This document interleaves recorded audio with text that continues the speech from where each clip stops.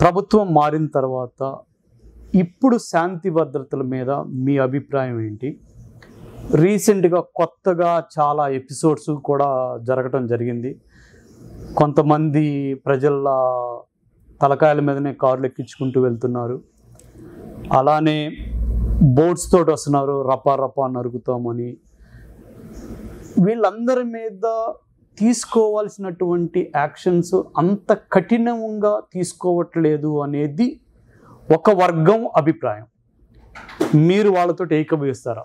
అంటే కొంతవరకు జగన్మోహన్ రెడ్డి అనే వ్యక్తి ఒక అభద్రతా భావంలో ఉన్నటువంటి ఈ సందర్భంలో ప్రజా తీర్పును కూడా గౌరవించలేని దుర్మార్గమైన ఆలోచన ఉన్నటువంటి జగన్మోహన్ రెడ్డి తన పాపాలన్నీ కూడా తనకి నీడలా వెంటాడుతున్నాయి. రేపు ఏ క్షణంలోనైనా నా పాపాల ఫలితంగా నేను చట్ట ప్రకారం చట్ట పరిధిలో ఏదైనా జరగచ్చు.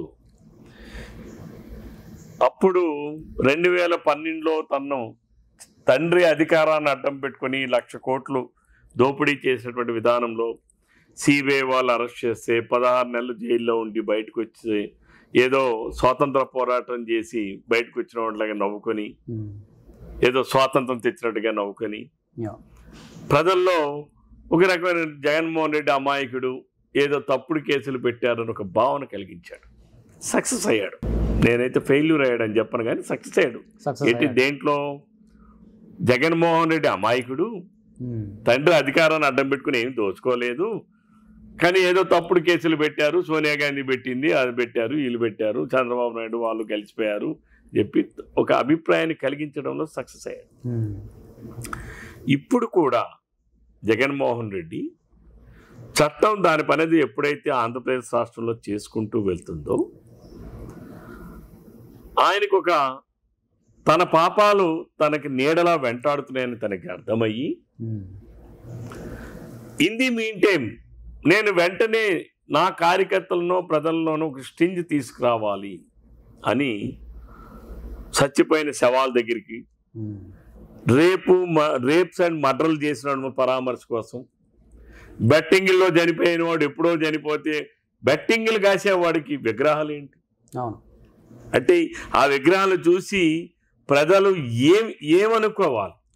అంటే బాగా బెట్టింగ్లు ఆడాలి, వీడు బాగా బెట్టింగ్లు ఆడాడు, పాపం అప్పులైపోయి చచ్చిపోయాడు ఉరేసుకొని, కాబట్టి వీడిని చూసి మనం కూడా బెట్టింగ్లు బాగా ఆడాలి, ప్రజలందరూ కూడా ఉరేసుకోవాలని చెప్పడానికి వెళ్ళాడా జగన్మోహన్ రెడ్డి? కొన్ని కోట్ల రూపాయలు విలువ చేసేటటువంటి దోచుకున్నటువంటి నెల్లూరు పరామర్శ లేదు. అక్కడ ఉన్నటువంటి ప్రసన్న కుమార్ రెడ్డి పరామర్శ ఏంటంటే ఒక మహిళా శాసనసభ్యురాలని మహిళా లోకం నేను నిందించినట్టున్న ఒక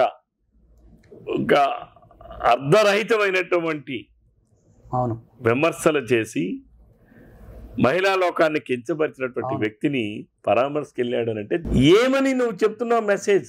అంటే మీరందరూ అలాగే తిట్టండి, అందరూ అలాగే మాట్లాడండి, నేనున్నాను.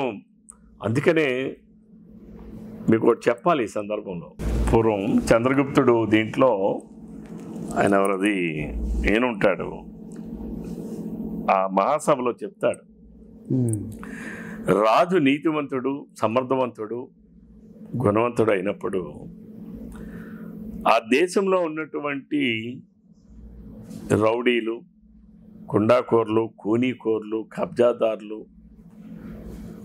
అలాగే దొంగలు, వీళ్ళందరికీ కూడా అట్టుడికిపోతుంటారు. ఎందుకంటే రాజు పరిపాలన సమర్థంగా చేసేటప్పుడు వీళ్ళ ఆటలు సాగవు. వీళ్ళు ఏం చేస్తారంటే ప్రజల్లో ఒక రకమైనటువంటి నెగిటివ్ గ్లోబల్ ప్రచారాలన్నీ ప్రారంభిస్తారు, అలజడులు సృష్టిస్తారు. అలజడులు సృష్టించడం ద్వారా పరిపాలనని వీక్ చేయడానికి ప్రయత్నం చేస్తారు.